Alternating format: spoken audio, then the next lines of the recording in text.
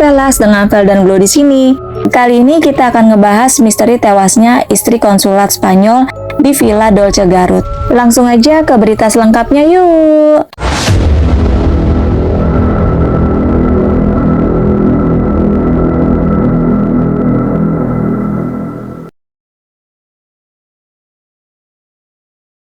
Campbell McVeigh, istri seorang konsulat Spanyol di Sydney, Australia, ditemukan terbunuh di salah satu kamar di Villa Dolce Garut. Kejadian ini mendapat sorotan dari sejumlah media internasional. Sosok spesial Anita Rambonet da Ponte, istri dari wali kota Sukabumi pertama, George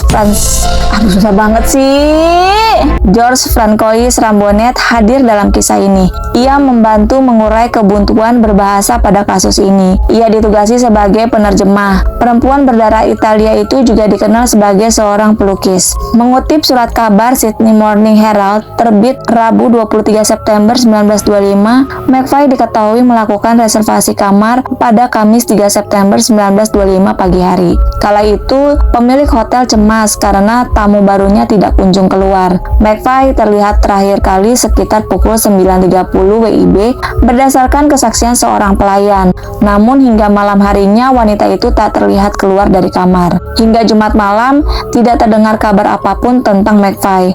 Manajer hotel yang mengetuk pintunya pada Sabtu sore tidak mendapat jawaban. Saat membuka pintu, ia melihat pemandangan yang mengerikan. Sydney Morning Herald juga menggambarkan keadaan mengerikan itu. Jasad McVeigh ditemukan di antara selimut dengan kondisi kelambu ditutup. Segala sesuatu di ruangan itu baik-baik saja. Indikasi awal menunjukkan adanya diri. Tetapi pemeriksaan lebih lanjut mengungkapkan banyak luka parah di tenggorokan dan lengan, menunjukkan bahwa bunuh diri tidak mungkin dilakukan. Namun senjata itu tidak ditemukan, tulis koran tersebut. Rangga Surya dan Nuningrat, pegiat sejarah dari Sukabumi History, mengutip informasi tambahan dari pemberitaan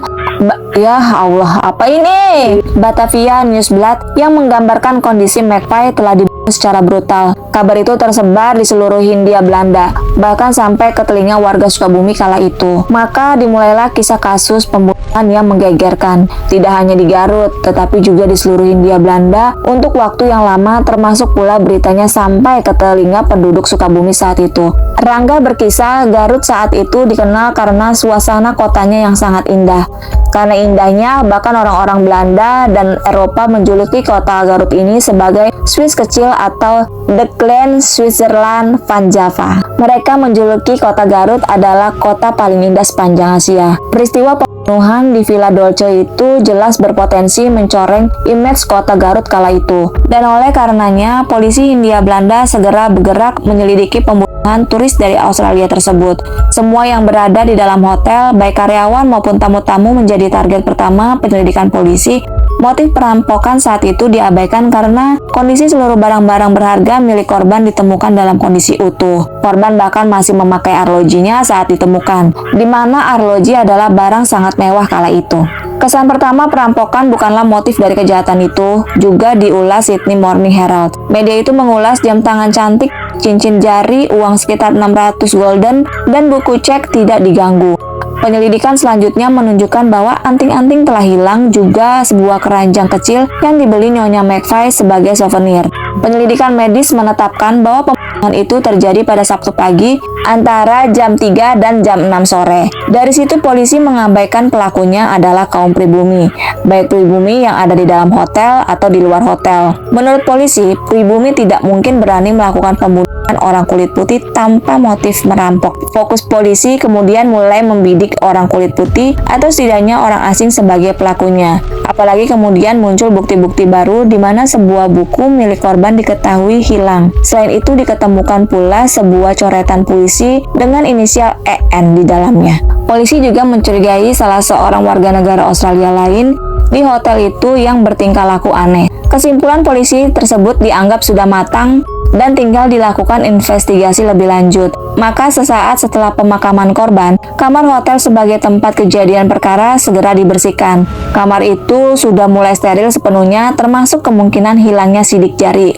Namun langkah yang awalnya diharapkan bisa membuat keguncangan atas peristiwa tersebut membaik malah mendapat sorotan tajam dari media saat itu, bahkan dianggap sebagai tindakan ceroboh. Situs berbahasa Belanda javapostal.nl yang mengangkat judul The Moord te Garut pada 2014 lalu menulis saat itu media menyoroti tajam kasus itu. Pers menyebutnya memalukan, goboldaiguk atau bodoh, begitulah sebutannya. Karena semua surat kabar nasional memuat berita tersebut dan ada kekhawatiran akan dampak negatifnya terhadap pariwisata. Kondisi ini adalah cara agar situasi kembali normal karena sekali lagi berita buruk terkait hotel ini bisa merusak citranya. Namun media mempunyai persepsi yang berbeda daripada polisi. Bahkan mereka menganggap kinerja polisi ceroboh dengan membuat kesimpulan yang terburu-buru seperti itu, termasuk membersihkan TKP. Setelah media ramai memberitakan kecerobohan ini, pemerintah pusat pun akhirnya turun tangan.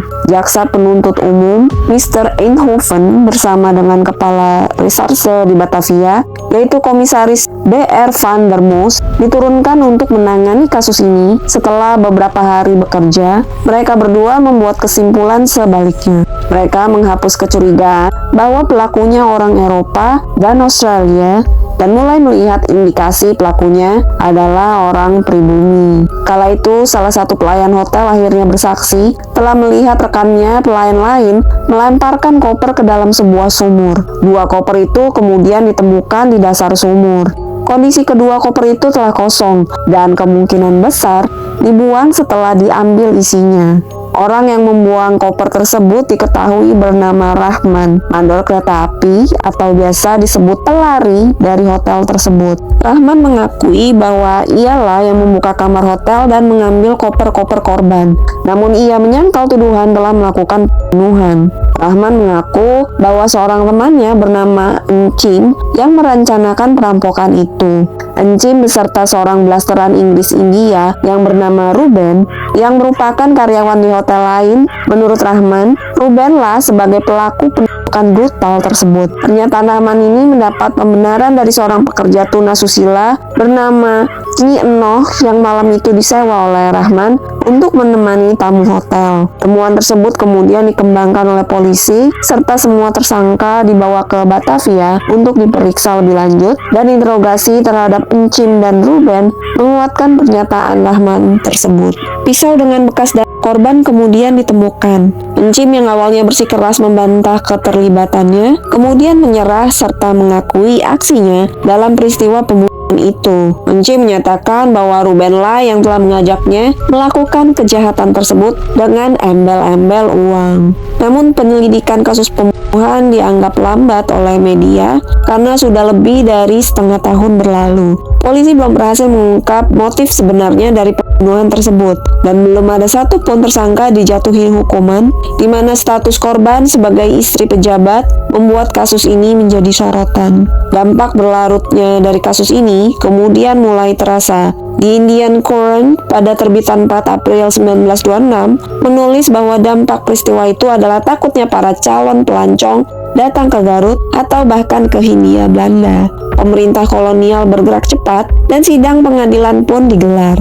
Sidang juga digelar seolah tergesa-gesa akibat dampak buruk yang terjadi. Majelis Hakim Landrat atau pengadilan negeri yang terdiri dari seorang hakim ketua berdarah Eropa yang bernama F.A. Volkersma yang didampingi beberapa hakim pribumi memimpin persidangan yang menyodot perhatian dunia. Tersangka Rahman dijanjikan akan dibebaskan dari tuduhan asal bersedia menjadi saksi utama dan untuk mencegah para terdakwa saling menyangkal. Lalu pengadilan dilakukan secara terpisah. Terdakwa Encim kemudian disidang terlebih dahulu. Pada persidangan pertama, sekali lagi Encim menyangkal semua tuduhan, namun lagi-lagi ia menyerah setelah ditunjukkan semua bukti dan saksi. Dalam persidangan Encim itu, terungkap kronologi pembunuhan. Singkatnya, Campbell McFay melakukan reservasi di hari yang naas itu. Ia menampilkan kesan yang glamor dan kaya raya. Hal itu menarik perhatian Ruben yang diam-diam mengawasi Nyonya Campbell. Ruben saat itu segera memberitahu Encim dan Rahman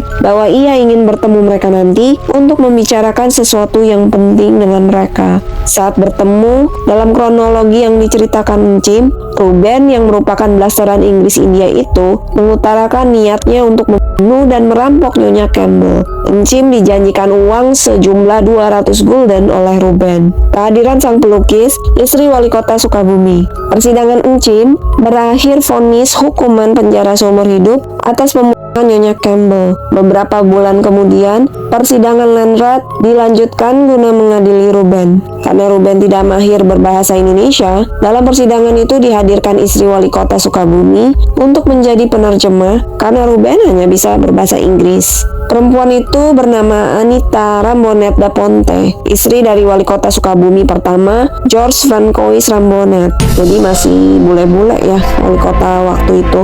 Mengutip dari situs berbahasa Belanda javapost.nl, dari sudut pandang linguistik, pertemuan-pertemuan itu pastilah menarik.